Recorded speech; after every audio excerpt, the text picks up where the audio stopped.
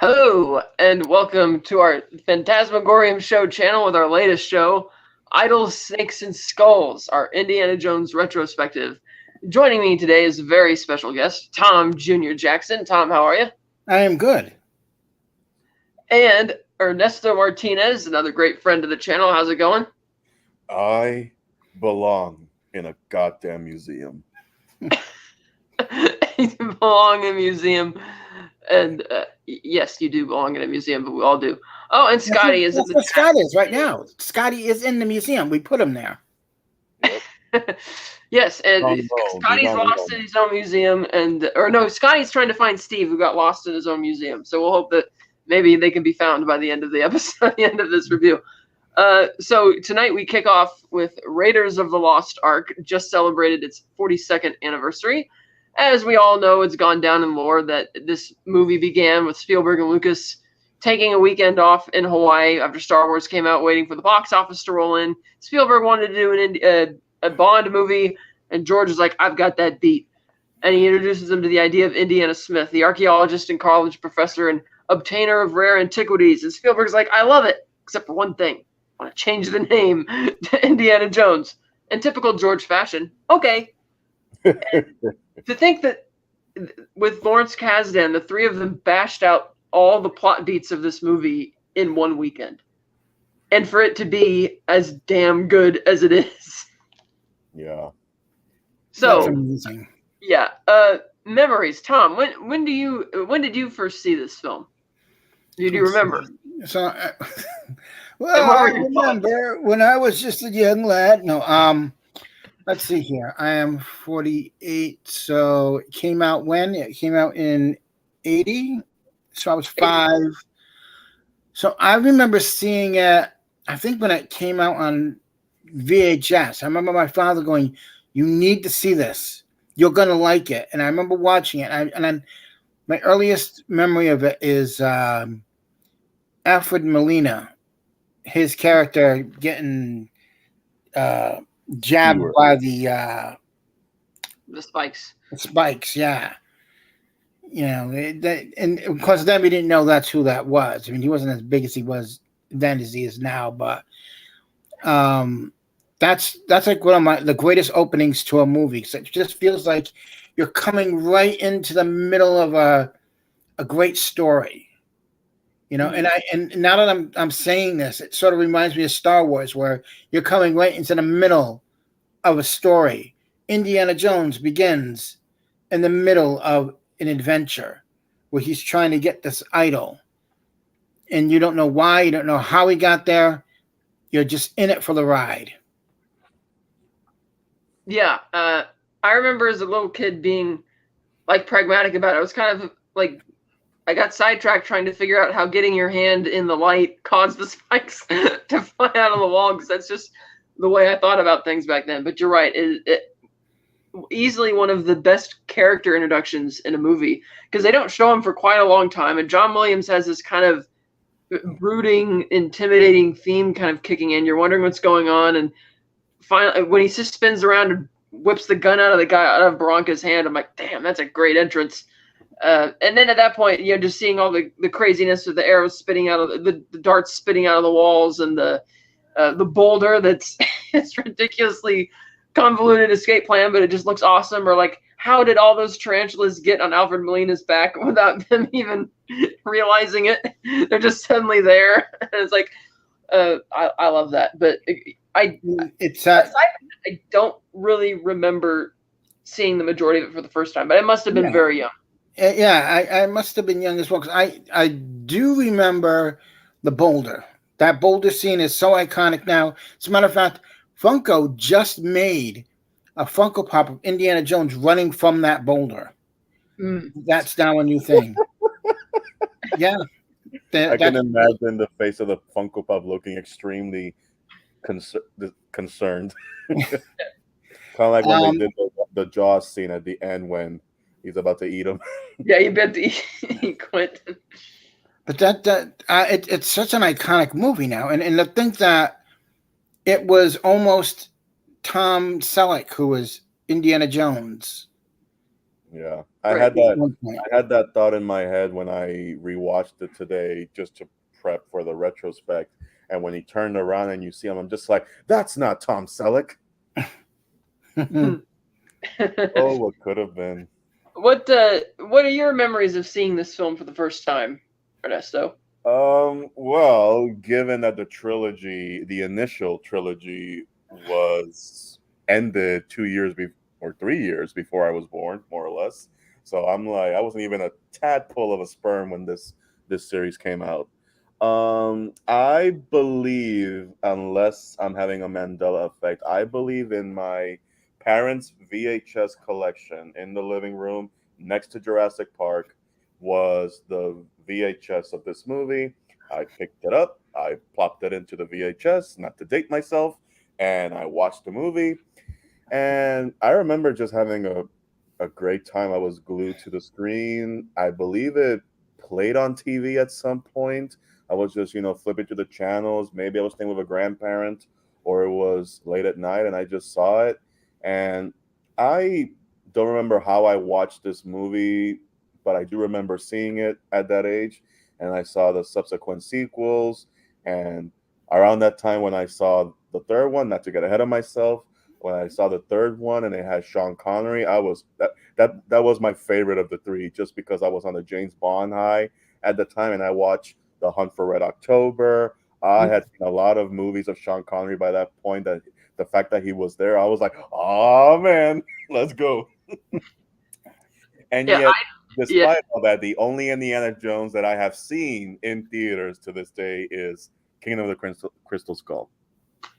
I was lucky and got to see Raiders of the Lost Ark last week, about a week and a half ago in theaters, and it was all kinds of amazing to see that on the big screen. I did see it during COVID but that was on a drive-in, so the sound wasn't great and it was still a bit light outside. And because of the screen we were seeing it on, it was in line with the cars that were entering the drive-in for later movies, so their headlights were kind of shining on the screen. So seeing it in a proper theater with a great sound system was fantastic. A true highlight of my cinema going experiences. I probably first saw it from, we would take care of our neighbors' pets when they would go out of town every so often, and they let us borrow their movies, and that's how I saw the original Star Wars trilogy, the original theatrical cuts, and the original, the Back to the Future trilogy and the Indiana Jones trilogy. And so the fact that I didn't own any of those movies and only got to see them once, a couple times a year, made them all the more special. I do know that I was born the day they shot the scene in Last Crusade where they say they find the big X marks the spot, because on the behind the scenes documentary they have the date on screen for when they filmed that. I'm like, hey, that's cool. And I probably saw Last Crusade before I'd seen James Bond, so I didn't know who Connery was at that time. So that was like, oh, this is a fun, that was like a fun thing. But for Raiders, it's a movie which really works surprisingly well. Like it's styled, it's episodic. And usually an episodic thing, I kind of, get kind of bored with it, or it's like, okay, you're just doing one setup after another. But this one flows really well. There's good character development. The story can be invested in, and the characters are a delight. The action, pretty great. I admit that I feel the movie kind of peaks with the truck chase in terms of action, because it kind of does go into a slow burn after that. But I like that it feels grounded, even though it's dealing with supernatural stuff. The production design by Robert Watts and Norman Reynolds is to die for. Unbelievable. It looked just amazing. Like very real. The late Norman Reynolds, I should say. We lost him this year. But like I totally believed that for the opening of that movie, when you go inside that temple, that's a real place. Like it didn't look like some cheap backlot set from the 30s universe or something, or like a lot of films and shows you see for streaming stuff shot today that can look really cheapy, especially when you're trying to make something look a lot more exotic. Like when Robert Watts had the very inspired idea that, okay, the movie takes place in Cairo, a lot of it, right? And Steven's like, yeah. He's like, well, are we going to see the Sphinx or the pyramids or anything like that? He's like, no. He's like, good, then we don't have to go to Egypt. Just go to Tunisia, because there's a place there that looks just like Cairo did at that time period. The only thing they had to do was remove TV antennas and pay people to do that for a bit to make it look old. But other than that, it just looked lived in and authentic. Not like other modern films are trying to be period pieces where it looks kind of like what I would call a postcard movie, like Skyfall or Spectre, where you go to these gorgeous places and there's like nobody around. But it's like if you actually go there's going to be people everywhere. It's going to feel very real, and Raiders felt real everywhere it was going. So that was another thing I thought that really stood out with all three of these original films, really. Yeah, like I have the Blu-ray. Oh my, hold on here. Let's see here. For a second. Do this here. Prepare for me to virtual background. And now I can show it better. Like you don't see. If I can learn how to do this, I hate doing this. There we go. Yeah, you don't see posters like this anymore. Right. Like by the great Jules Struzan. Mm-hmm. I mean, this just makes you want to watch the movie, doesn't it? I mean, you don't know.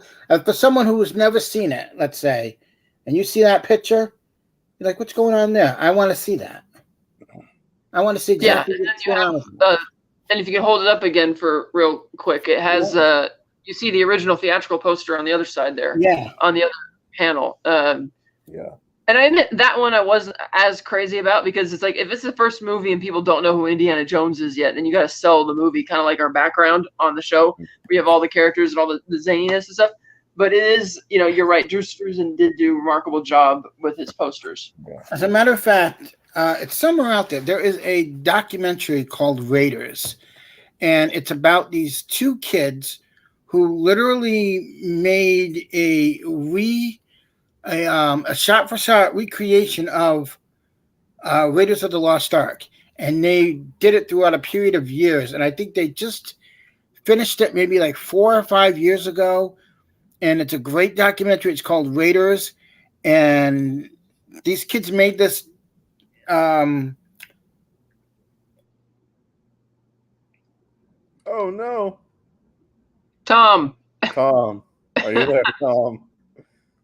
Oh God, did you open the Ark, Tom? He opened the Ark. Don't look into the Ark, Tom. Don't. Yeah, don't touch it either. Sorry. Okay, cool. We thought you looked inside the Ark for a second there. Oh no, he did it again. He did it again. Yeah. Okay, here he is. He's back. Yeah. But I have to say, it is one of the best things you'll ever see, because it ended up on a VHS tape. And Spielberg saw it, loved it. Harrison Ford saw it, loved it. The whole making of this little fan film that these kids make, and the journey that they go through to make it is fantastic. It's called Raiders. If you can find it out there, watch it, because it's one of the best things you'll ever see. I got to see it at a screening at my local theater. I got to meet the two guys that made it, and they are the most coolest guys. And just watching it makes you want to actually make your own movie, just with their enthusiasm, but with their love for Raiders of the Lost Ark. And for anybody that's listening, you can go watch it on Hulu, YouTube, Tubi, Pluto TV, Roku, Redbox, Amazon Prime, Plex, etc. Yes. And the Pony Express. No. But yeah, it's one of those movies that really, it's a great compliment to Raiders of the Lost Ark as well. So I think one of the strengths of the Indiana Jones character is that he's not, even though he's very grounded, like he's not like a superhero or anything, but he also feels like somebody who you could legit believe might fail the mission. Like it's not like he's just going to cakewalk through everything. He screws up a lot, and that's the source of a lot of humor in the movie. And he actually does screw up and fail repeatedly in this film. There's a whole big fan theory and people getting upset about, if Indy didn't get involved in the events of this movie, if he didn't accept the government's contract, nothing changes. It's the same. And I'm like, well, no, because he saved Marion from Major Tokes. He was definitely going to kill her. Even if she agreed to sell him the medallion, he would have killed her anyway to cover his tracks, If he didn't accept that contract, there would be no movie.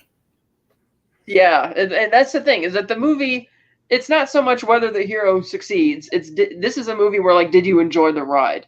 And that's what this feels like, a real roller coaster. And speaking of rides, the Indiana Jones ride at Disneyland, I still say is probably the best theme park ride anywhere they've ever been on, and they actually have the truck that they used in Raiders in the front line queue, and that's really neat. I've actually taken pictures with it, touched it. It's like so cool, and that's got to be one of the best action chase scenes ever. Mm-hmm. And the John Williams score just elevates it. It's very classic 30s Republic serial from the images that George even had like Ralph McQuarrie paint to convince the studio that this is a good idea. It was the shot of him leaping from the horse onto the truck, and he recreated it like an exact framed replica, copy of that in the actual movie, which was really cool. And the fact that they actually got somebody to get dragged under the car, to go under the car and get dragged behind it. And yeah, if you look closely, you could see the light trench that they dug underneath it, so that way you'd actually have room to go under it. But it doesn't matter, because the fact that they did that for real, like in Living Daylights, when they actually got stunt guys to hang off a cargo net of a C-130 thousands of feet in the air, they did it for real. And there's so many movies that are lacking this nowadays. Yeah, unless you're Tom Cruise and you decide to do Tom Cruise. Yeah. This is an example of a time capsule that kind of shows you of this is how they used to make them, and we don't see them made like this anymore. And that's something the studios need to learn, why people still love movies like this. It looks believable. Yeah. It looks real. It's not, CGI to death, like, Uncharted and stuff like that. It's like you actually believe that what you're seeing is real, because it is real. They did do these things. Yeah. And speaking of CG, I think the CGI that they used in the climax still holds up today, because it's a combination of it. The ghosts were obviously CGI, but then they did the legit, really state-of-the-art melting of the face, melting of the faces, which is just unbelievable. And it's funny because on one of the featurettes they talk about how they did that, and they're like, yeah, it actually is a lot simpler than most people would think. And then they went through the whole process. I'm like, wow, it's really cool. It's like, why have we not seen something that looks just as good in other films? And you can also go on YouTube and watch Corridor Crew. They always break down VFX and stunt fights and stunt scenes in general for many movies, famous movies, iconic movies, and modern movies. And they do talk about this particular scene with the melting of the face, and they go through they break it down to the point where it's layman's terms. That way you can understand how it was done, how it was incorporated into the film. And you might be the kind of person who's been exposed to so many modern VFX that just watching this kind of might not impress you. But understand that back then, that was quite possibly the most famous visual effects moment for its time. Oh, absolutely. I mean, the spoilers, the melting Major Tote's face has got to be one of the coolest effect shots I've ever seen. It is so iconic. And I have a Mandela effect of that scene, because when and again, spoilers if you haven't seen it, because why are you here? That scene where Marin and Indy are tied to the light post, for whatever reason, because this was going to be a monumental ritual, I didn't think that thing looked like a lamp. I thought that looked like an eye for a second when I was a kid. The first, yeah, I remember. Like eye, and I'm like, what is that? And my dad said that's an eye, and I believed it because that's what it looked like to me as a kid. Watching it now after so long, because it's been a while since I've rewatched Raiders, I'm like, oh wait, that's a lamp. That's not an eye. Yeah, putting on Raiders now, just watching the movie itself, you're like, okay, you know what you're in for. It's like a great ride. Yeah. And you know it beat for beat that you're still, no matter how many times you watch it, it still keeps you on the edge of your seat, and it still keeps you like going, okay, this is great, and you still cheer for those scenes that you love. And I still think that the melting of the face is the greatest idea for a candle. Oh yeah, I want that face as a candle, and I just want it to melt, and then what can be left over is a skeleton. But please, it needs to smell like lavender. Yeah. I also really love how they made the lore feel like really haunting and stuff when Marcus is telling him about it, and John Williams sets in that other eerie type of score so that it feels like there's more dramatic weight to what they're talking about rather than the fact that you're going to go on a pulpy adventure. But it feels kind of the same thing when Indy's explaining to the two government agents like what the Ark is, and he opens the Bible and he points to the pictures and shows them, And yeah, these movies obviously repurpose the mythology to fit the narrative, to fit the story. But I did love how it felt like something ancient or mythic, the way they talked about it, and the fact that they didn't give away the arc in too much of the marketing or whatever. They keep it. It's not until like an hour or more into the movie where you first get to see it, and the framing of that shot when it rises out of the chamber in the Well of the Souls with Indy and Solid carrying it, and the way the light is just illuminated, it looks so gorgeous. It just feels so. It's like, wow, I can see why people are upset. Like, if you didn't know why people are interested in finding it, it's like now it feels, you can feel the obsession, Yeah, Right. exactly. And it's just, I want to say is that when he goes into with the staff, and he has just to see the map. I mean, how many times as a kid did you, when you saw it, you went, I want to go do that. I want to try that. I want to go down there. I want to stick the stick in there. I want to see a map show up. I want to know where something is, just like that. Phrasing. Yeah. It's, and you brought up Kat, you brought up what was the movie Uncharted. One of the things that separates this adventure movie to everything else is that, like the rising of the ark when he lifts it up from the cave, like the staff trying to point the location of the ark, like the idol in the beginning of this movie, they all have this larger than life look and feel to them. Whereas movies like Uncharted, we just got to go to point A, point B, point C, and you're just rushing through them, and you're not stopping to kind of like admire and kind of absorb the fact that you just found something very rare. Nobody has found it yet, and we need to take a moment and absorb it in. But in other movies, it's just like, yeah, who gives a shit? Let's go to the next scene. Right. That's the thing that a lot of movies are lacking nowadays, taking time to let you, like, you'll hear like little featurettes where, they're bragging about how many wonderful places around the world they got to shoot in, and they have these gorgeous framed shots, but they're only there for like a second before it cuts to the next thing. Yeah. Tom, you open the ark again. God damn it. He'll come back from the dead again, I'm sure. Yeah, I'm sure.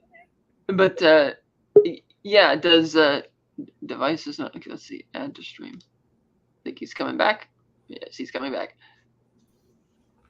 But yeah, it does feel like it has that mythic quality to it. Like it actually means something. Unlike, say, in the trailers for the upcoming film Dial of Destiny, where it seems like in every TV spot they're showing you what it looks like, and it's like, no, you should be saving that for the movie. Thankfully, I've avoided all of them. Yeah, that's good. Like, even for its faults, like Crystal Skull, the actual prop of the Crystal Skull, they actually take time. Yeah. And one scene in particular to show it, and it feels so haunting and mystical. I'm like, wow. And it's like, but that's kind of what they get from Raiders of the Lost Ark. They're trying to play it up to feel that way. And I like how, like, another thing is, as they say, a hero's only as great as his villain. Well, it's funny that Rene Belloc is actually not really a menacing guy. He's kind of charming and kind of funny. And he's only interested in the fame, and he'll do whatever it needs to get it. Yeah, he's a narcissist. He's into the money that he wants to make off the artifacts that he steals from Indy and sells at other marketplaces and whatnot. But he does, you could tell, is genuinely intrigued at the idea of speaking to God or whatever. And if you think about it, spoilers, Belloc kind of wins in the end, because Indy, he talks him out of blowing the ark to smithereens. He's like, no, you want to see it open as well as I do. And Indy kind of concedes defeat.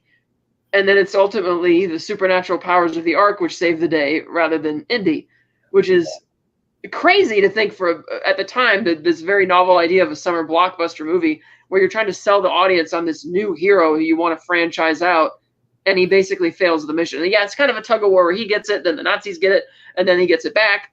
But it's like the big finale, if you will, the true climax or the crescendo of it is that showdown between Indy and Belloc in the canyon, and Belloc wins, which is crazy to think for that kind of movie that, especially in the 80s where heroes are always winning, and, like Rambo or John McClane, all this kind of stuff, or Schwarzenegger, all the movies he did, but not Indy. And Belloc won twice. Not only did he convince Indy to not blow up the Ark, but he took out that bug like it was not even there. Mm. And for those who understand what I mean, thank you. God bless you. And yeah, I thought it was a little annoying when he has to say literally, I am your shadowy reflection. It's like, come on, the audience can pick up on this.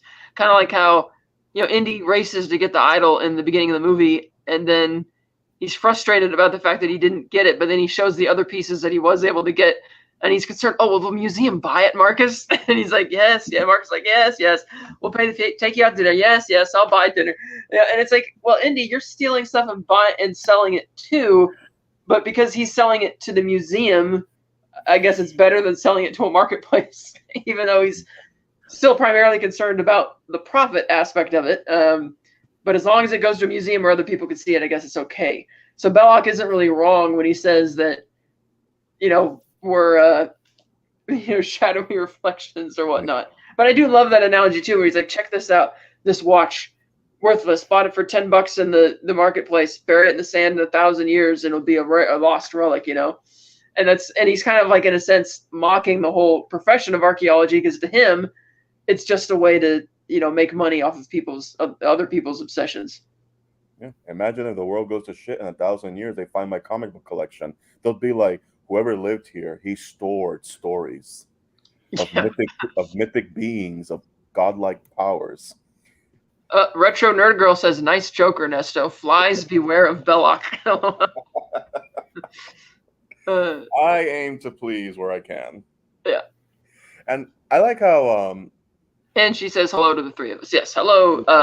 Buenas Retro noches. Nerd Girl. Welcome to the channel. I like Retro how Nerd Girl just celebrated her 7th anniversary on YouTube. Oh, hell yeah. I like how Indiana, when you see him in the beginning, he goes through like the entire color wheel of masculinity in that introduction. He's super serious. He's very macho. He's going to handle shit. And the moment everything goes south, he's like, shit. And then when you see that he's the everyman because he has a phobia, he hates snakes, he just gets petrified when he sees snakes. And when he's at the university in the next scene, he gets taken off guard by the fact that one of the students is literally I fucking him. He's like, I love you. And he's like, this doesn't happen that often. Holy crap. So he's like the everyman, but also you want to be him, but also you can be just as silly as he is when he's in danger. He's the whole spectrum. He's the whole package. For sure. And I think that's also, again, why it comes down to the casting of Harrison Ford in this role is one of the most important casting decisions of all time. Because again, they did cast Tom Selleck, and then, as often happens in these situations, the TV station's like, oh, you're interested in him and want to make him big? Oh, well, then we'll just renew his contract for his or we'll keep him for his contract for his TV show. And it's like, well, if you do that, he won't do the movie, and he's not going to have the same appeal anymore. Oh, well, we're going to keep him for the show anyway. And it doesn't happen. Which is the same thing that happened to Pierce Brosnan when word broke that he was going to be cast in, I believe it was The Living Daylights, and then they're like, "Oh, you think he's popular? Well, we'll renew Remington Steele and keep him on that for a few. Well, then he's not going to be able to do this, and he won't be as popular anymore." Ta-da! So, well, I do like the Tom Selleck audition tapes.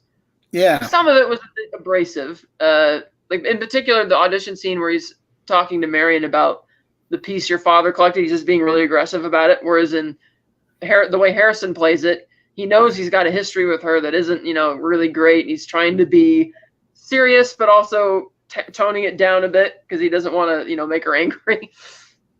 Yeah, because like, your father had a piece. It was round. And the way he just says it so casually. Just like, right. It was round and it had like a little jewel in the middle. No, I don't know anything about it. And then when he walks away, she takes it out and she's wearing it as a necklace.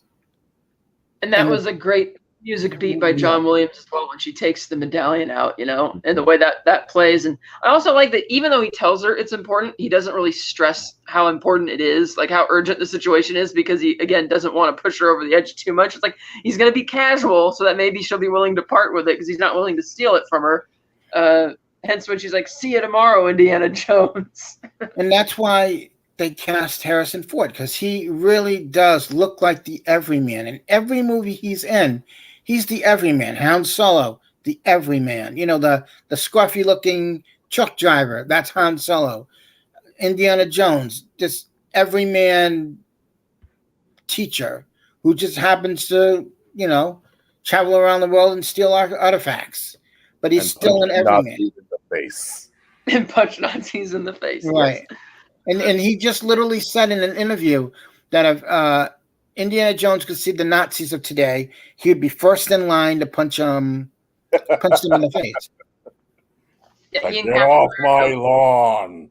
He and Captain America would make a good tag team for beating up Nazis. That would be quite fun. That would have been an awesome idea for a movie too. Imagine a Drew Struzan poster with both Indiana and Roger just punching Hitler in the face.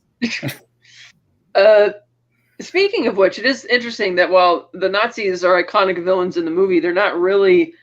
I mean, you can tell that Colonel Dietrich is leading the operation because he hired Belloc to help them find the Ark. And he does, you know, pull rank over Belloc a few times in the movie, but Belloc is still more or less the main antagonist because he's kind of, again, the Indy's equal and the guy he starts, you know, the argument with. They have a history together.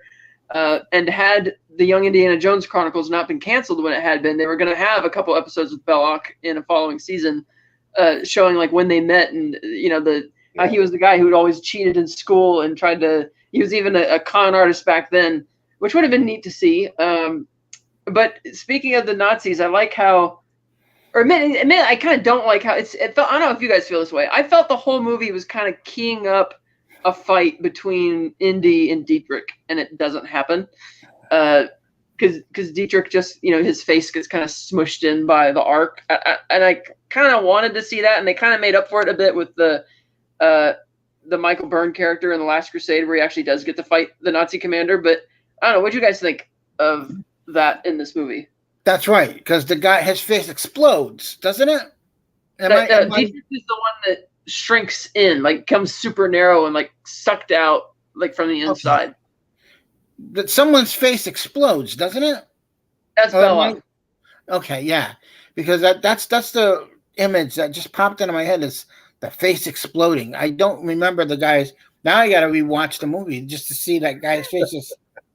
Yeah, it's amazing how they do all those special effects. Like, okay, we're gonna have this guy's face melt off, this guy's face explode, and this guy's face shrink into itself. It's amazing, and the fact that they did it in the amount of time that they did it, and at the temperatures in the desert that they were at. You have Harrison Ford sick one day with like 104 fever or something like that. Yeah, I think he had food poisoning or something.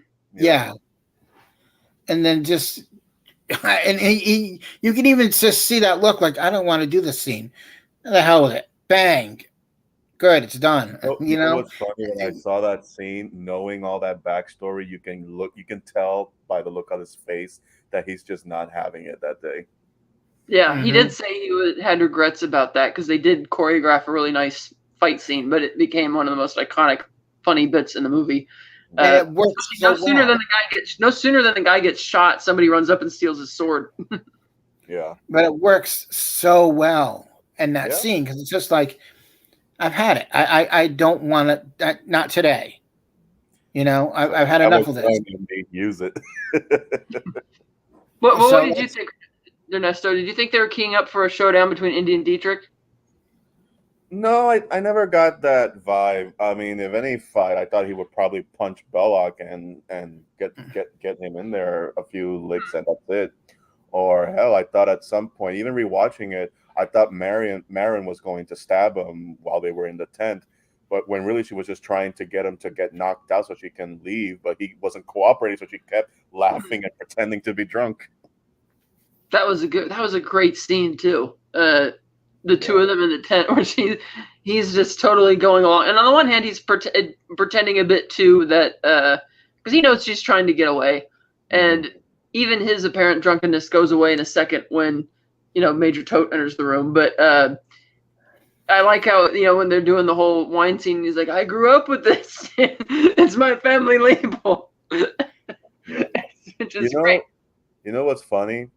Belloc, in a way, almost could have single-handedly ended World War II if he would have just allowed them to take the Ark to Hitler's mansion. Maybe. I think eventually people would catch on to what was killing them and stop looking, and then other people would take control of it, maybe. I know, but just to test it out, because they always test shit out, I can imagine a good chunk of his army would have just been gone without them even overnight. That leads into one of the only criticisms I have for the film, which is I kind of wish that Indy was the one who gave Belloc the idea to do that, because again, it's something that Belloc wanted to do because he wanted to talk to God, and he convinced Dietrich to go along with it, and Indy fails, and then it just kind of, look, because he says in the beginning, I don't like when Marcus is warning him about the dangers of the Ark and how man's been searching for it for 3,000 years and all this, and he's like, oh, Marcus, I don't believe in that hocus pocus crap, Yeah. and so that's kind of what bails him out in the end, because again, the last intuitive action he takes in the film is when he steals the truck with the Ark inside of it, and then he just kind of, he sneaks aboard the submarine as well to go to the pen, but I kind of wish he had a bit more of a proactive role in the ending a little bit, but I still really love it. So I got a question. At one point, do you think, because I was watching it, I was trying to look for it, at what point do you think because Indiana said, I don't believe in all that superstitious mumbo jumbo. At what point in the movie do you think he does believe? Is it when Bella convinces him to let him open it, that he just wants to see if it's actually real? Or did he kind of key in that, oh, this shit is real and we shouldn't fuck with it before then? I think it was because he still had his eyes open and was looking at it after they'd opened it. And, once Belloc reaches in and the sand is coming out of his hands and Tote just starts laughing. And it's not long afterwards when it's when the machines, like the cameras and stuff, start rattling. Okay. And I think that's when Indy picks up on it. Because like Belloc said, it's like, you want to see it opened as well as I. But he didn't have any qualms about blowing it up because he thought it was just a box and that, like, whatever. Okay. But he still couldn't stand the idea of potentially destroying the Ten Commandments. But yeah, once it's not until that weird stuff starts going on with the lights and the electricity, not when it gets all big, but when like the cameras and stuff are starting to go on the fritz, he turns to Mary and he's like, don't look at it. And I'm not even sure then if he fully believes it, because he's like not really wanting to believe it. Like, is it actually happening? Yeah, because it makes sense for him not wanting to, because at the end of the day, he is a man of science. Once you bring in the supernatural, everything you believe in just gets thrown out the window. And it's most people like that, especially Indiana, can be very stubborn to kind of accept anything that cannot be explained by science. Because how can you explain the Ten Commandments to a scientist? How can you explain a vengeful God coming out of a box, essentially, and taking out a small militia? Right, because like even though he knew all the religious history and the government agents didn't, he still didn't like believe that was going to happen. Like he figured they were probably all metaphors or whatnot. And so yeah, I think it was when that moment, and also because of the general despair, because you could tell that he, from the look on his face when he puts the bazooka down, that he clearly didn't believe he was going to get out of this. Like he caved into his desire to just his selfish desire in a way to see what was inside rather than trying to destroy and kill the Nazis or whatever. And then it was like he got lucky at the very end there. But again, you can see that he still has character flaws, because at the very end of the movie, he's more upset about the fact that the Ark has been taken away by the government than he is happy about the fact that it's not in the Nazis' hands, at least. Yeah. Also, one thing I like about this movie that modern movies wouldn't do is that when we are introduced to the drawing of the Ark in that book, when he's talking with the agents, had this been any other movie, instead of us looking at the drawing, they would have shown like a flashback scene of soldiers from that era opening it and closing it while he's talking. And that would key us into what this thing really is. And it's great that we don't get that kind of show Mhm. don't tell kind of scene, because it would have ruined the climax, because at that point you're expecting shit to go bad really quickly the moment they open it, because for all we know they're just opening it and something's coming out of it, but we don't know what's happening with this box just by the image. Right, because it just adds to the mysticism of it and the haunting aspects of it. Like when, again, Williams changes that score when he opens the book and shows them the picture. Like even when the agent asks, well, what does this arc look like? And he's like, well, here it is. And he just opens it out of the book, and you just hear that creepy music coming in. And it's like, you're starting to catch the vibe, like the vibe, zest of obsession. Like you want to go on the chase as much as he does. You actually want to look through that book as well. Yeah. You know what would be interesting? What would be some cool lore is if the ark itself is made from the destroyed gold of the bull that the Ten Commandments destroyed.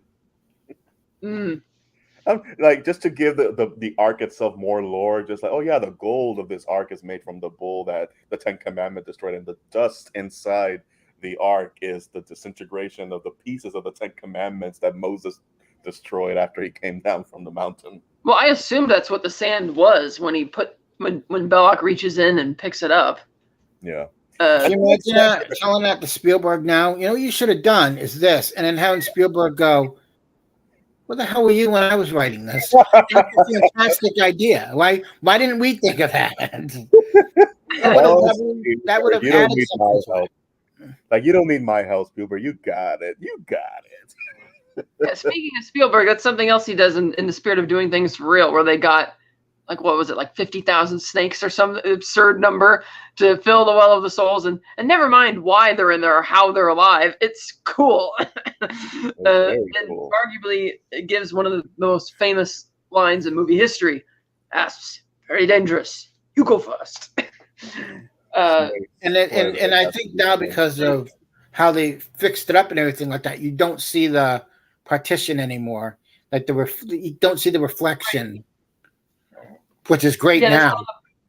That's one of the positive changes they made to the Blu-ray and the remastering. And I like that they also had the Cobra in there too. That was really cool. And just the whole design of the Well of the Souls was so creepy and like dark and like, oh Jesus, kind of. Yeah, and then if you look closely, you see the hieroglyphs of R2 and 3PO. Yeah, and the fact that it's 4 statues of the jackal holding it in is just like, yep. Visually speaking, that makes sense. Mm-hmm. I like that this destructive power of the Ark, considering that back then, during the time that the Ten Commandments were created, it came from a vengeful God. This is a God that killed children when the blood was not marked on their house. This is a God who sent plagues to the Pharaoh of Egypt. So it makes sense that the power is very ominous, is basically you're dead the moment you open this thing. So I like that. In my head, I'm thinking, oh yeah, that does make sense, that it's kind of like this destructive power, especially if it's the power of God in a tiny little ark. Mm-hmm. Yeah, I also like how the spirits are using the images of demons to seduce you and then turning into angels, because in the Bible and all those religious scriptures, demons look like what most people think of as angels. These beautiful, beautiful people and blah blah blah, because they're trying to lure you in and with vanity and cheap parlor tricks, if you will. Whereas what most people think when they animate a demon is actually what angels look like, because you're not supposed to judge it from the outside. They look actually a lot really vicious. So in the spirit of that ominous tone, it's like it's luring you in with the angel, and then it becomes what it actually, more angelic when it actually kills them all. That still makes no sense to me, by the way. Because I once looked at a video about biblically accurate angels, and when I saw them, it's just these eyeballs floating around with whatever, and I'm just like, no, that's not an angel. Because I'm so used to what an angel is based on modern interpretations and paintings, that when I looked at somebody saying, oh yeah, this is what a biblically accurate angel looks like, I'm just like, that's a fucking demon. That's not an angel. Well, it's sort of like in Lord of the Rings when Sauron takes the form of Anatar, and he's like this angelic looking elf as like a disguise for his true nature. And that it's kind of along those lines. But speaking of asps and great lines of dialogue. Sala is another one of the iconic characters in this series.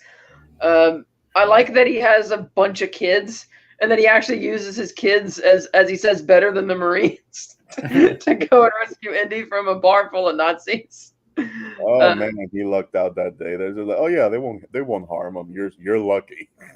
Yeah, he's the one in charge of the whole the digging operation, and he's like, it's as if the pharaohs have returned. I'm like, oh, of course. But I like that they didn't dumb him down like they did in Last Crusade. But I do think his humor is really great, and he's a really fun character. Yeah, I do have one major issue with this movie, and it kind of took me rewatching it today to kind of get it. And it really wasn't an issue back then, but I guess because I was a kid watching it that it never registered. But I like Marion in the beginning, in her introduction. She, able to hold her own with her near cirrhosis of the liver, I would say. That's a great character introduction, too. Yeah, she had a great introduction. You can feel the history with her and Indy. You can see that, she can handle herself when push comes to shove. But after that, she is just, kind of a headache. She just screams a lot. I'm like, oh my God, woman, can you stop screaming for 1 second? She got annoying at some point. And after that, when you get to the climax, she's fine. But there's that section where she's just, couldn't stand her. Yes, Sala was very charming. I agree, Richard. How can you not listen to that man and not feel like, oh man, you're so smooth? Yeah. You're a smooth motherfucker. And I also like that just because Marion likes the monkey, that then it'll be welcomed into our home. You have to. And then it'll be welcome into our home, and then it's like bad date. That's another great one. I love that the monkey even does the Zeke Heil thing. It's like it's a Nazi monkey, so we don't have to feel bad. And the guy actually salutes the monkey. I'm like, yes, yes, yes, you will be most welcome addition to Hitler's army. As a little kid, I didn't get what the Zeke Heil thing with Hitler or whatever was, but none of us did. So when the monkey died, it was like, oh, that's sad. But now that I see, he's actually a Nazi monkey who is not just running around. He's kind of, helping the bad guys. So I'm like, oh yeah, whatever. The monkey, he kind of had it coming. Nazi. A parody of this would, if this were a parody and you see the monkey dead on the floor, you can hear Aladdin's voice in the background. Abu! And you know that it wasn't until now that I understood that line, bad dates, because as a kid, I didn't know what a date was. And now that I do, the line makes sense to me. I'm just like, why did you say bad dates? Did you say bad day? Or I don't, okay. Yeah, I didn't understand what that meant as a little kid either. But Retro Nerd Girl says the screaming continued in the Temple of Doom too. Yes, it did. Yeah. I do like the fake. Preparing myself for that. I do like the fake out though, where they actually trick you into thinking that they did kill Marion, and this truck, which is comically loaded with all of these ridiculous explosives. Yeah. But I believe it because I never see when the switch happens. Yeah. I had forgotten that scene happened. So when it did, I'm like, oh shit, wait, she died? No, she's in Kingdom of the Crystal Skull. What the fuck? Yeah. I did like that fake out. And how she just, I like how she just pops up back in the tent and like Indy, and then when Indy, the look on his face, when he's like, I know where the Ark is, Marion. And it's almost like, I kind of want to laugh because he's thinking about the Ark and she's like, dude, you got to get her out of here. But then he's right. He can't let her go at that moment because they would be crawling the camp for them. Mm-hmm. But that was, that was great. That's one of the few times where I can appreciate a fake out done well, like not done to an egregious level. So that was pretty good.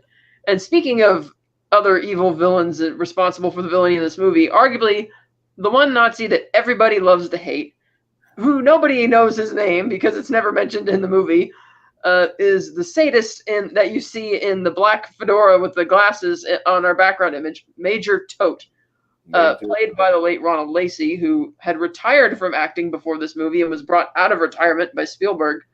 And and the popularity of his character led to him getting some more roles. I love how he seems really intimidating, which doesn't seem to track. It's a part of him just seems really nerdy, like the way he talks and with his weird laughs and his hairstyle and like when you see him raising the fire poker when he's going to torture Marion, the look on his face, you could tell he's really sadistic, like he's going to enjoy it. But at the same time, that look on his face makes me want to laugh because it just seems like this shouldn't be working. Like this shouldn't be intimidating, but for some reason it is. And now imagine if he's in his little shop of horrors back in Germany. Oh, right, geez. And then I also like that they don't explicitly say, like they raise the point of how did the Nazis find the Well of the Souls or whatever if they don't have the Staff of Ra, if they only have one side, and then you just see it when Tote shows up and raises his hand and says "Hail," because he's he burned his hand on the medallion earlier in the movie. Even as a little kid, I knew it was a dumb idea that you're not supposed to grab metal objects sitting in the fire. But granted, it wasn't really that close to the fire, so you could probably forgive him. But it's like, oh, it's fine. And when he grabbed it, oh shit! Yeah, but we're not going to forgive him. He's a Nazi. One of my favorite scenes is him grabbing that and then running out into the snow and putting his hand in the snow. And that always makes me laugh. That scene, but the scene with him is coming. Is it him that goes into the tent with the hanger? Yeah, the hanger, and it's like nunchucks, and she thinks Belloc thinks he's gonna beat Marion, and she's freaking out, and then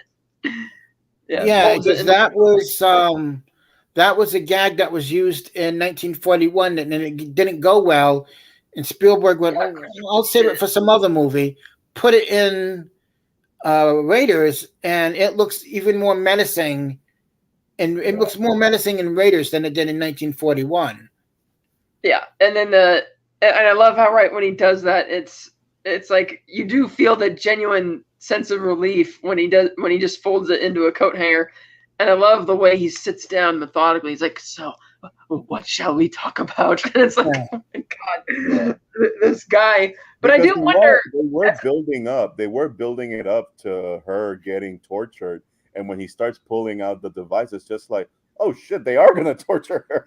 Well, see, that's another mystery that never gets solved in the movie, because Diedrich was advocating that Marion knew more than she was letting on because she had the medallion for years, and he's like, well, I have just the right man for this type of work. So when they brought in Tote, so it's like, well, she had to tell him something. So did they go through a torturing her? Like they don't really, like the scene just kind of ends on a great beat, but then it seems like she's all right when the next time we see her, which is when he throws her in the Well of the Souls.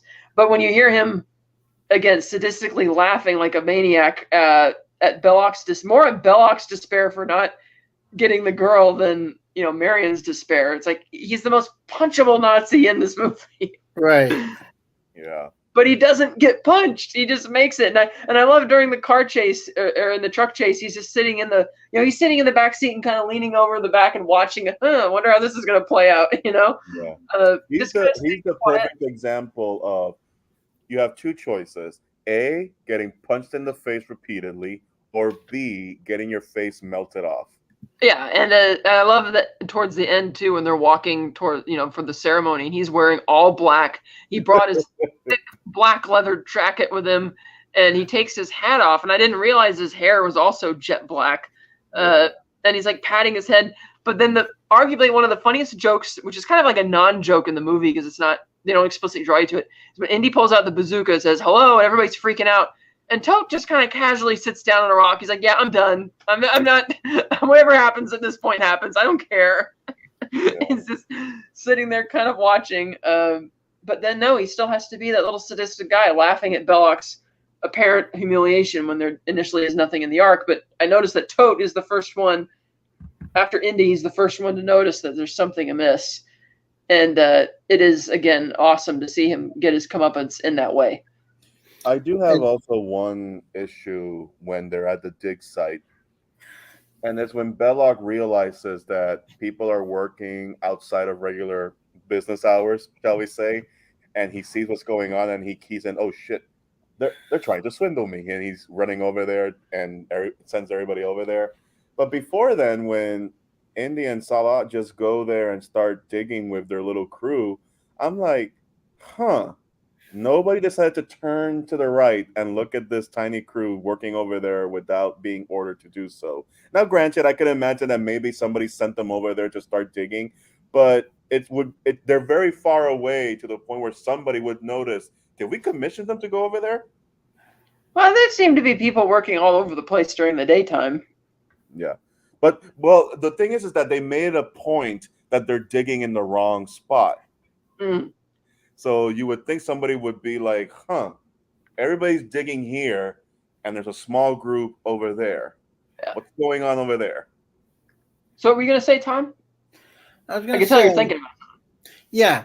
I was thinking about, had this movie been made in the 30s or 40s, what's his name? Tope? Is that his name? Tope? Tote. He would have been played by Peter Lorre. Oh, definitely. He would have been played by Peter Lorre, and I think, and maybe I'd be wrong here, I would say Indiana Jones would have been played by either Clark Gable or Douglas Fairbanks. Mm. And if it's Peter Lorre, he probably would have had a slightly bigger role, maybe, because that was a bankable name back then. But right. I like that they didn't. I like that they didn't cast a big name for this character though, because it allows him to just be the character. Like you don't see him as anybody else. And I think really casting Ron Lacey as that character, in a way, and having him portray him the way he did, was almost like an homage to Peter Lorre. Because of the way he spoke and the way, you're going to give us the amulet. The way he sounded like Peter Lorre. He had it. Yeah. And I really think I think that's what they were going for. That 1930s feel, 40s feel, where you have Peter Lorre type character, and I'm sure that's how they had it listed. Tope was a Peter Lorre type character, and I'm glad they did it that way because it really fits the part, fits the time, and just watching him, like I said before, with the scene where he touches the hot amulet and then runs off really fast, and they do that fast running almost with him. Almost like as if it's like one of those old comedies where they run really, really fast, and he just puts his hand in the snow, and you see all the steam coming up. It's perfect. It's one of those perfect moments. Retro Nerd Girl says, "Well, the movie was inspired by one of Bogart's films, so he would have made an interesting Indy." Yes. I can kind of picture that. I mean, I can definitely picture it in terms of the personality.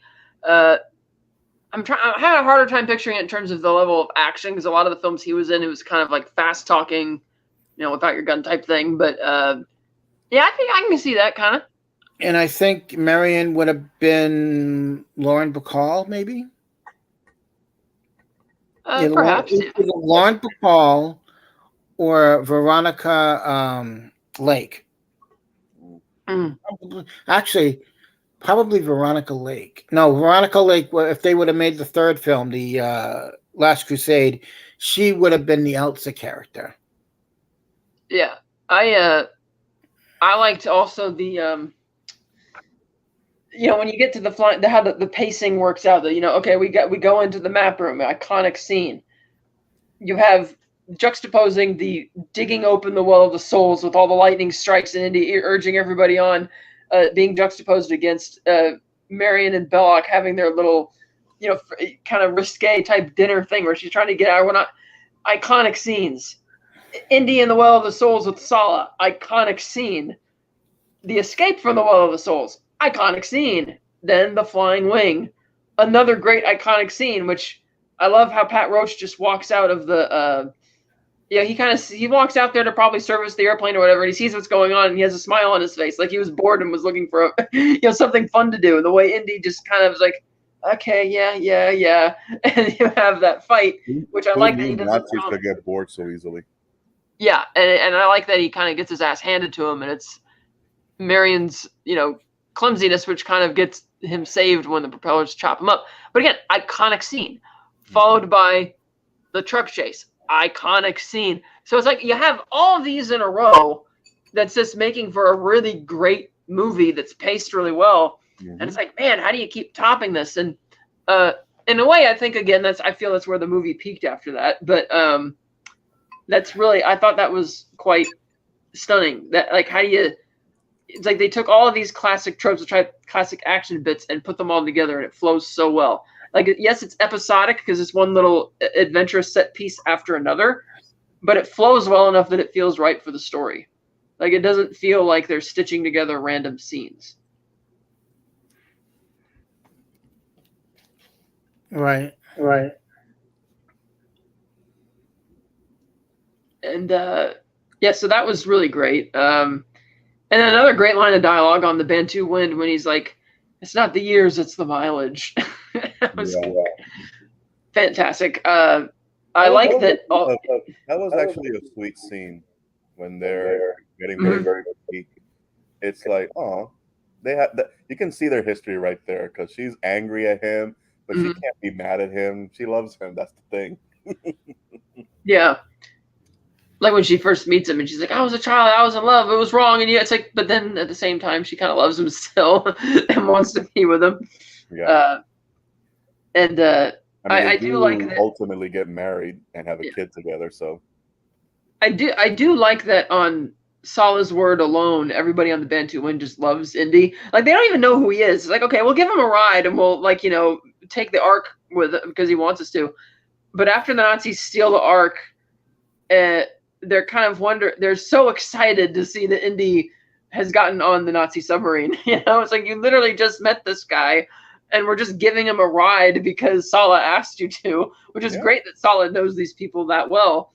But I love that they're totally. Why wouldn't you cheer on the guy who's going to fight the Nazis? Yes, fight the Nazis. And yes, the submarine would travel on the surface because it's not a combat situation, meaning Indy wouldn't drown because submarines go a lot faster on the surface than they do underwater, much less drag.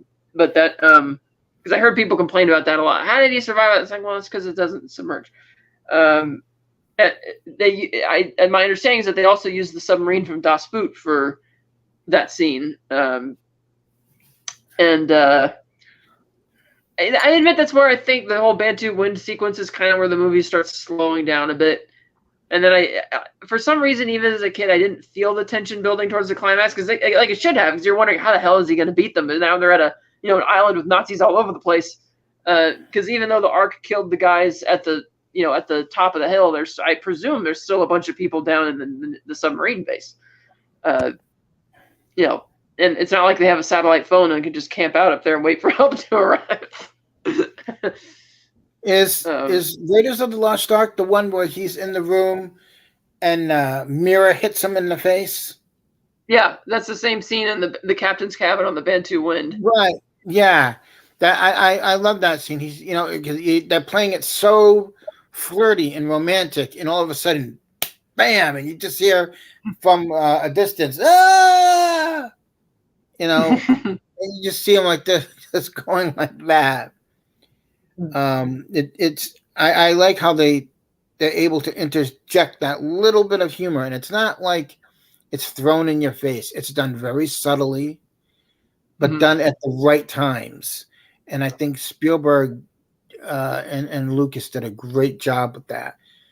So, thinking about this movie, when you watch the Indiana Jones trilogy, how do you watch it? Do you go Raiders to Temple of Doom, or do you watch Temple of Doom first and then Raiders? I watched Raiders first because the only reason Temple of Doom was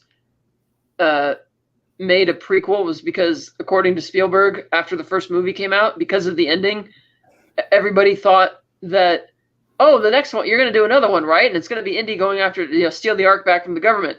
And he said he got that from so many people that he just decided to make it a prequel. And even though Indy doesn't seem to believe in the supernatural that much in Temple of Doom. The fact that he comes around to it at the end, it kind of shows that he should be aware of that stuff a little bit in Raiders. But I kind of, in a sense, I would argue that Indy has more character growth in the second one than he does in the first anyway. So I kind of like, I still watch it that way, Raiders, Doom, and Crusade.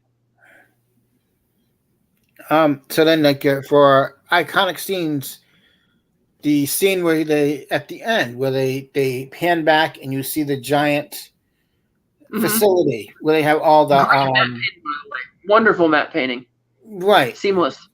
So that scene right there, I think, was an homage to Citizen Kane, because they have sort of a similar scene at the end of that as well, where you see everything from the house is just being tossed away, but yet it's all a warehouse full of everything of Kane's. And then you see Raiders, and it's just that big, the place where all the top men keeping the things. So that's a very iconic scene, is that pulling away and them guys walking with the cart. Yeah. You know. As a kid, I thought that everything in there was what Indiana, across as many adventures, found and was being stored in there by the government. Like things that wouldn't be put in the museum, but we have to put them there for safekeeping for reasons. Yeah. And because as a kid, you don't really pay attention to what most people are saying. I wasn't aware that, nobody's going to be examining this. They're just going to put it in a box and lock away and throw away the key. But as a kid, I'm thinking, is that everything Indiana has been finding ever since? Damn, this guy's been busy. I also like that. I thought it was kind of ballsy that the movie ends for Indy with him on a downer. Like, he's disappointed. He's like, oh, they don't know what they got. They're bureaucratic fools. And then she's like, well, I know what I got here, and let's go get a drink. A drink. And he kind of begrudgingly walks away with her. And it's like, that's something you wouldn't see in most, 80s action movie stuff like that in those days. It's always going to be a triumphant finish. Yeah, and it's breaking the mold without even realize that's what it's doing. That's why I felt the ending was missing another scene that it should have had with Brody. Because Brody was the one who seemed to believe in the power of the Ark from the beginning, that it's something you really shouldn't do it. Like, even when he meets Sala, or meets up with Sala in Cairo, he's like, there's something troubling me. He's like, what is it? He's like, Indy, the Ark. If it is here at Tanis, if it was something that man was not meant to disturb, death has always followed it. And it's like, again, they're building up that, just building up the mythos of the Ark.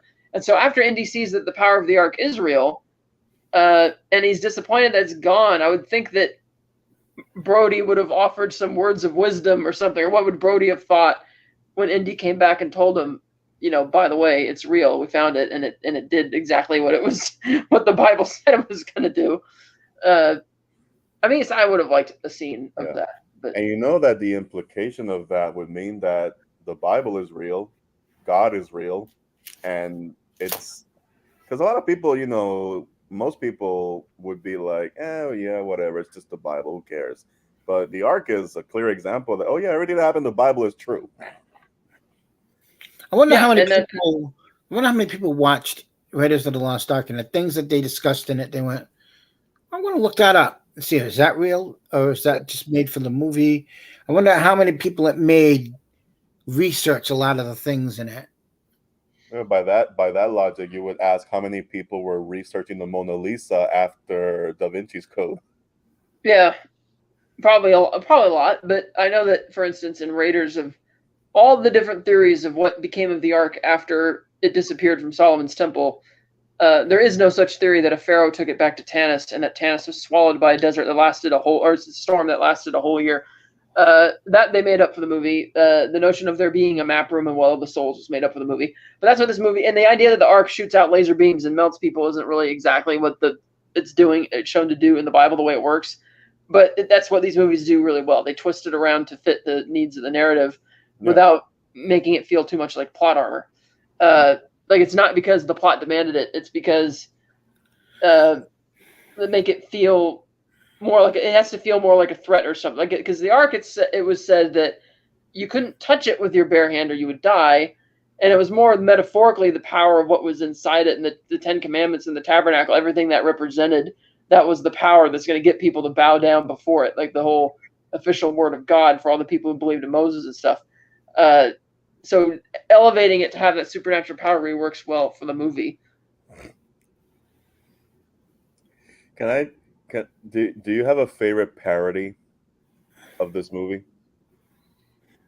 Gosh, there's so many. I don't think I could pick just one. My favorite to this day is the Rugrats movie, where the opening scene of Tommy, Chucky, and the twins are trying to steal a dessert from the fridge, but it's in the vein of Indiana Jones, and the giant ball is his pregnant mom coming in to tell him to stop doing that.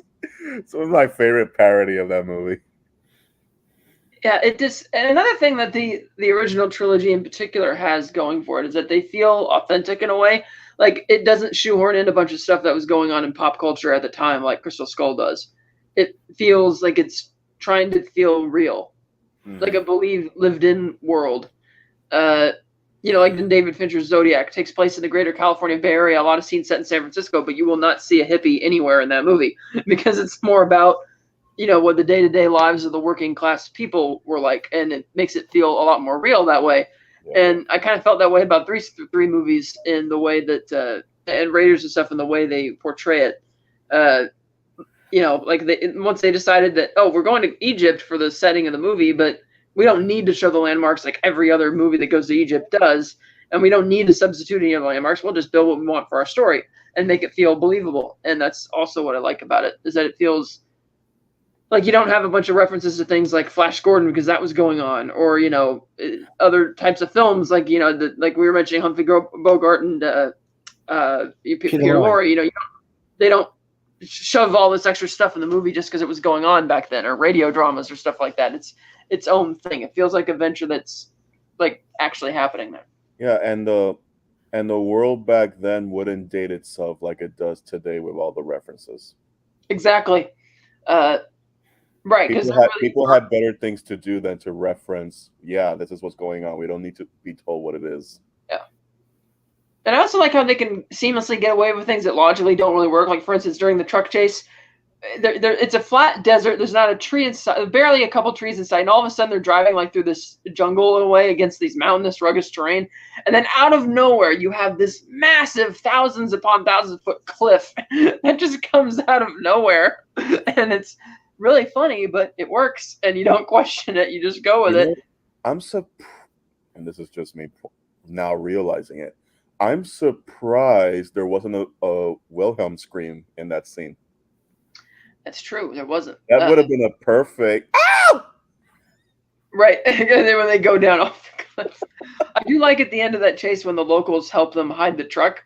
Like, he pulls in there almost like he's already been told where to go, and they just cover everything up, and in classic silly 1930s movie type fashion, even though the car follows them in there, can see that there's no exit, don't bother looking around. It's like, the street people are bugging us, we got to get out of here.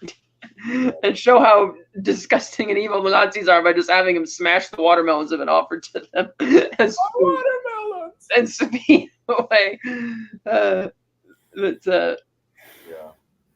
Like you were saying, like most movies have that obligatory scene, like where you have to show, like if you go to Japan, what's the first thing they show? Mount Fuji. You go to Paris, what's the first thing they show?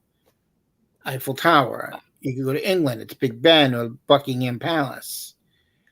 Yep. So I think they made a good choice in not showing those name brand places, I guess you would say, the touristy places that you see nowadays, like the Sphinx. Because when you have the map in the background, it's telling you where you're going. So in your head is filling the blanks for you without having to see it. Right. It's not training a child. Yeah. So I have multiple copies of this film. I got the Steelbook set. That's the one I have. It's it's a little bit of a flimsy kind of case. You can see it's not.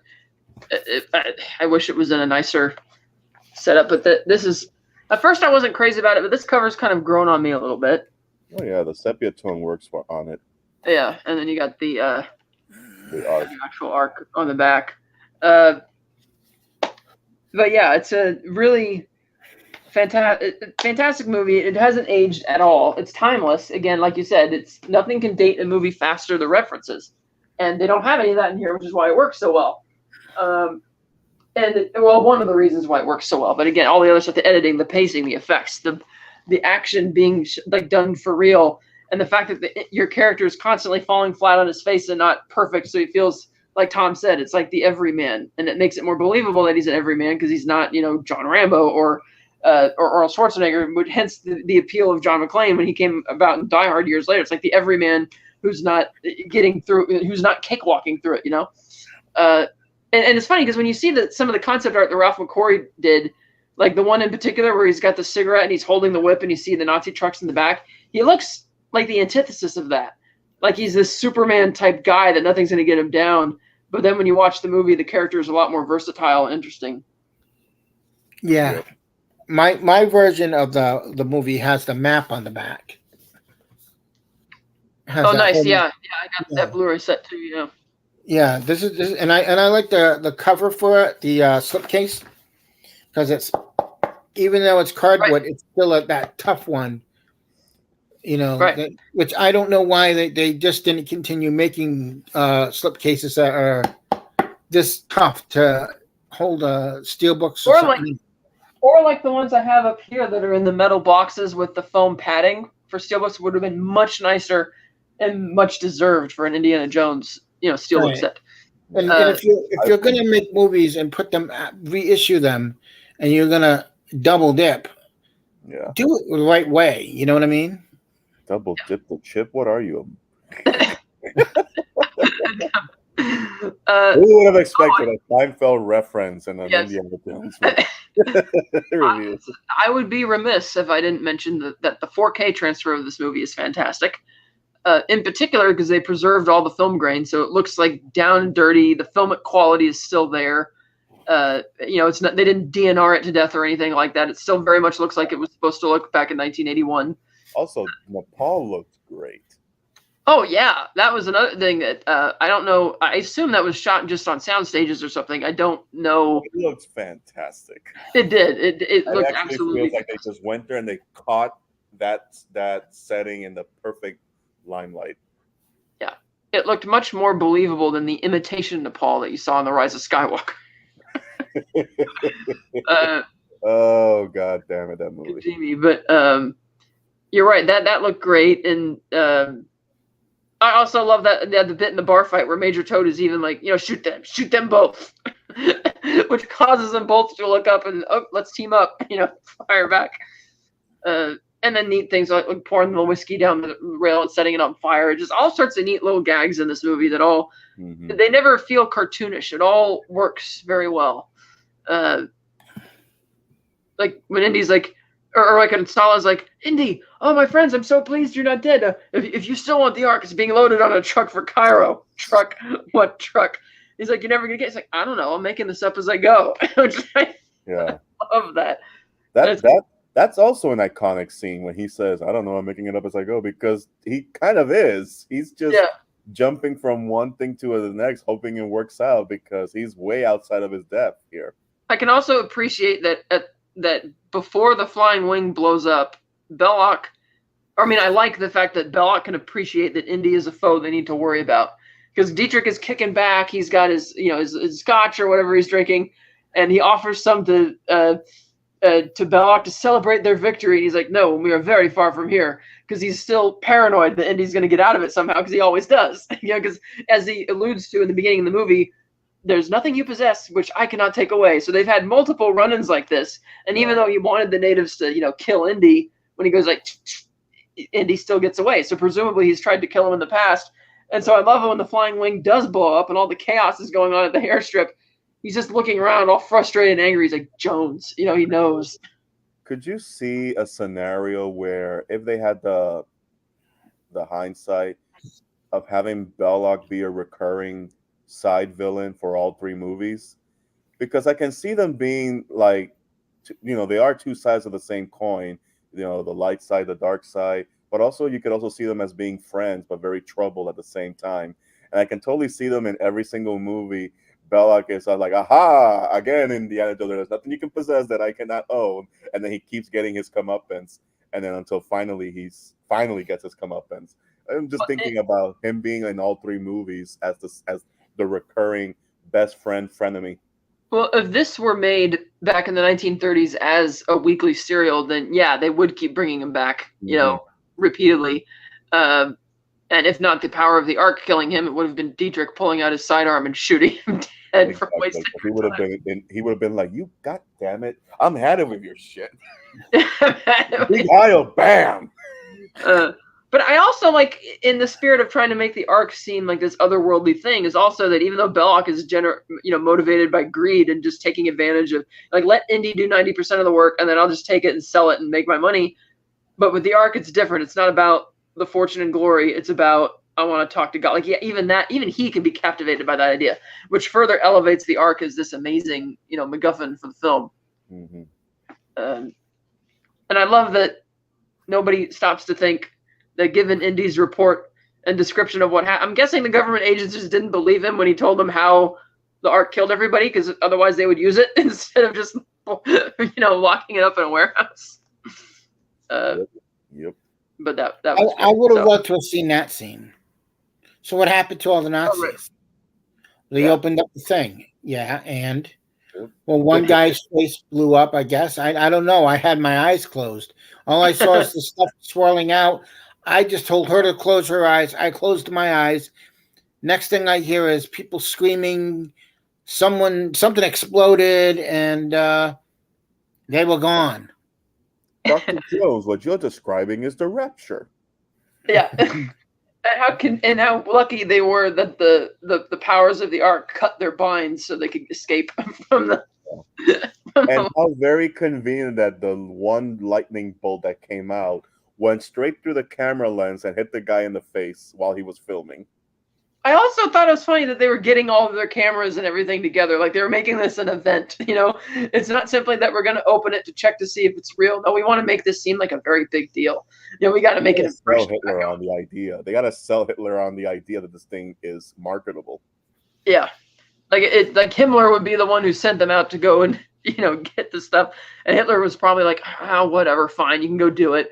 And now it's like, we have to show them that it's legit. And before you even knew what you had, now you're selling it. Yeah, but it's like another good question is when Belloc opens the Ark and he sees that it's just sand, and Dietrich is kind of upset. Well, what did Dietrich think was going to happen? Like, did he believe that the power of the Ark was going to come to life and somehow they were going to live? And because Brody is the one who assumes that the reason they want the Ark is because an army which carries the Ark is invincible. But if the Nazis believe in the power of the Ark to be a weapon of mass destruction, then why are you opening it and looking at it, and instead of testing it? So, let's use ourselves as test dummies, Maybe they thought there'd be gold in it as well. And then seeing him come up with the sand, yeah, you can almost sense sand. And then the next thing you know, all hell breaks loose. Yeah. Or maybe there were artifacts in there that had godlike powers. Because another thing is that, the Ten Commandments, Moses, Hebrew, right? And Dietrich expressed his disdain and disgust and revulsion at the idea that they were going to do this Jewish ceremony. It's like, well, you spent all this time and resources to seize a Jewish artifact of allegedly great power. And so, you're open to it, and you're open to using a Jewish artifact. So what did you think was going to happen when you opened the box and found nothing in there? It's like, did he expect to find the Ten Commandments? Yeah, we call that irony. Yeah. Which, for those who don't know, history lesson, one of the reasons that Hitler didn't pursue the atomic program is not just because he overestimated how much resources would be required and how many bombs he would get. He didn't like the idea of the fact that the best scientists that he had at the time for this project were Jewish, and I don't want to pursue Jewish science because that's how stupid Hitler really was. So the idea that he's going to be into using a Jewish weapon of mass destruction and the Ark, could you fucking imagine if he would have just swallowed his pride for one moment and be like, fine, I'll let you build a stupid bomb and we'll try it out. Well, it's funny because it was when he seized that massive reservoir in Norway that they were afraid that he was doing that for the atomic bomb project. And it wasn't until they captured the Nazi scientists at the end of the war that they realized they didn't have anything. Like even in the trailer for the upcoming film Oppenheimer, when he's like, "Oh, Leslie Groves is like, we have a year ahead of him," and then Oppenheimer's like, "Actually, we're 18 months ahead," and I'm thinking, no, you're actually light years ahead. Yeah. But that's a story for another time because we're not reviewing that. Yeah. But and if you're a fan of The Man of the High Castle, they do show you a world where the Nazis win. So if you're interested, go to Prime and watch it. Yes. So, does anybody else have anything left to say about this absolutely wonderful movie that is not aged at all? It just feels timeless and is just as amazing as it was when it first came out in 1981. If you watch the original trailer for the movie, it really doesn't give you the story. It doesn't give anything away. It just makes you want to see it. I remember how they used to do that, where they didn't throw everything into a trailer.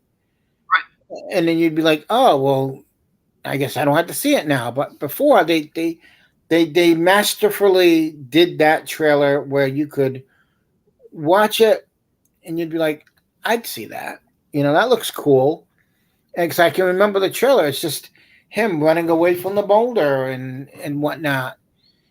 And I think that it still holds up, and it's still a classic. It hasn't aged itself really, and as you said, it has not aged itself. It doesn't date itself.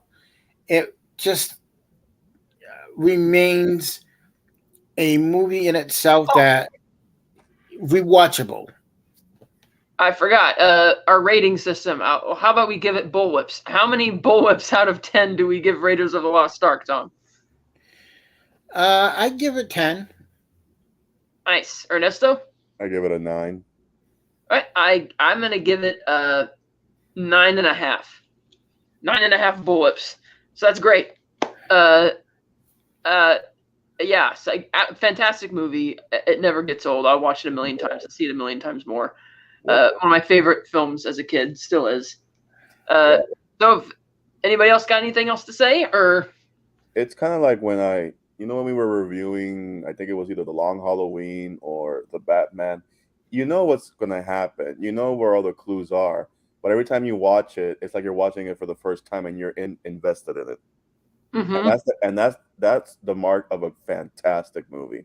Even Spielberg said that. He said Raiders of the Lost Ark is the only movie that he had made, and this is back when they did the making of documentary 20 years ago now, 2003. He says up to then it was the only movie he ever made where he could go back and watch it and completely forget that he had made it and not be distracted by the knowledge of how they did all that stuff behind the scenes and actually enjoy it much like the fans do. He's like, that's the gift that Raiders gave back to me. Yeah. Yeah, so, tell your kids, tell your friends, watch it. Yes. Yeah, like what you were saying about the cereals. Like I have the Green Hornet here, all the original cereals. I like how you just pulled that out of nowhere. 13 chapters. It's 13 chapters, and the great thing about this is that at the end of each little serial, it says, "Come back to this theater next week for the next exciting chapter." And it makes me, it made me think, oh yeah, this is how they did it. That if Indiana Jones was made in the 30s, it would have been like this. Come back next week. Will he make it away from the snakes? Will he get away from the Nazis? Will this happen? And I could really see that being like that. And I sort of wish that they still did that, because I guarantee you, if they made serials and put them in theaters and you'd have to go every week, you'd get the theater industry would grow again. People would still go to movie theaters and they'd be like, well, I got to see this. And to an extent, I guess you could argue the MCU was doing that. Yeah. Retro Nerd Girl says she gives it 9.8 bullwhips. What a wonderful movie. Thanks for such a nice breakdown and discussion. Now I have to ask you, Retro Girl, the point 2, what happened there?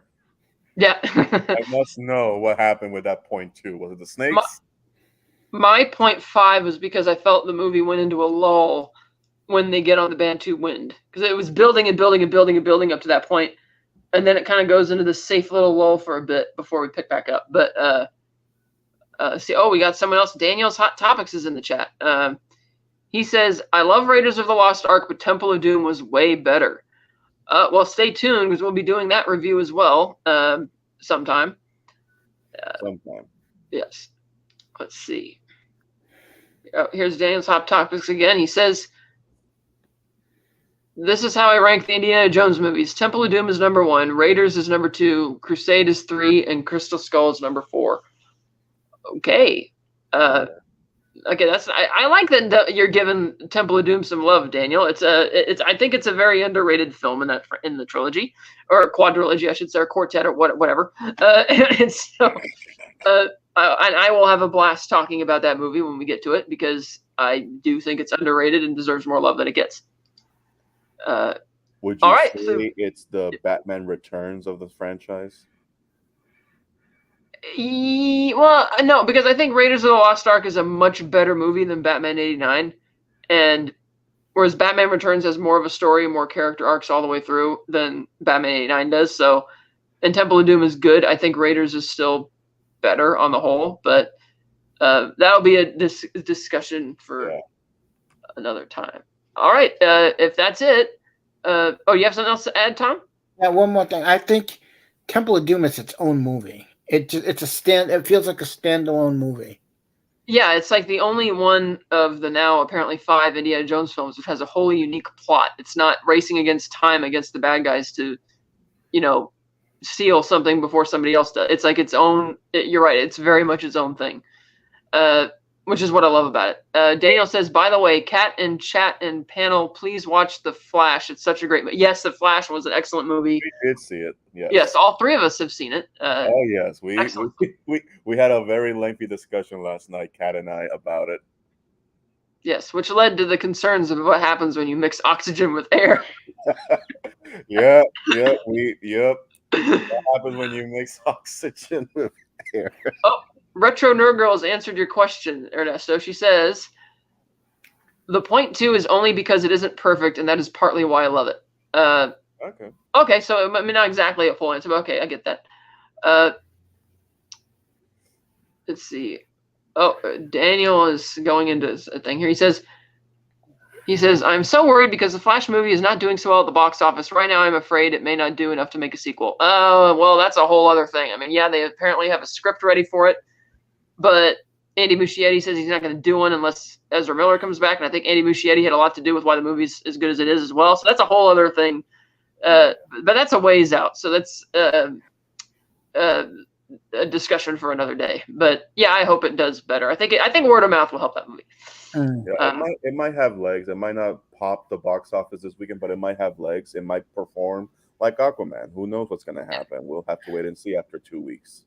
Retro Nerd Girl says, I adore Temple of Doom as well. Well, make sure to join us when we do our Temple of Doom review. I'm not sure when we're going to do it, but I'll probably have a new perspective on Temple of Doom because I haven't seen it since the only time I've ever seen it. Wow, really? I didn't know that you only saw it once. Okay, that's surprising. Yes. And I blocked out a lot of it. I only have snippets of it. Daniel says, I want to see George Clooney, Batman, and Chris O'Donnell, Nightwing. Yeah, maybe in another, sequel. In the sequel, yeah. Well, we're not going to elaborate on that, but for those who haven't seen, yeah, okay. You need to stop spoiling the movie, Daniel. Well, he isn't spoiling it. He's just theorizing of what he would like to happen, but it's not necessarily a spoiler if you haven't seen it yet. Yeah. So Daniel comes on this channel a lot, and he comes in the chat, and he talks about all sorts of wild theories of all sorts of things he would like to see happen. And that's something that he's expressed before as well, months ago, even when we did our Batman reviews, wanting to see a Chris O'Donnell, Clooney, Nightwing movie and that kind of stuff. So it would take a lot to take a lot to Clooney to come back and actually play Batman again. But Oh yeah, I doubt it. He apologized too many times for that. Okay, well, before we get too far off topic, I guess it's time to wrap this up. I think Scott is still in the museum looking for Steve. He hasn't been found yet. He might become a relic there himself, a permanent addition to the exhibit, as Alec would say. But until next time, I'm Kat, joined by Ernesto and Tom. Thank you guys both for coming. This has been really fun. it was. Yep. Adios. Adios.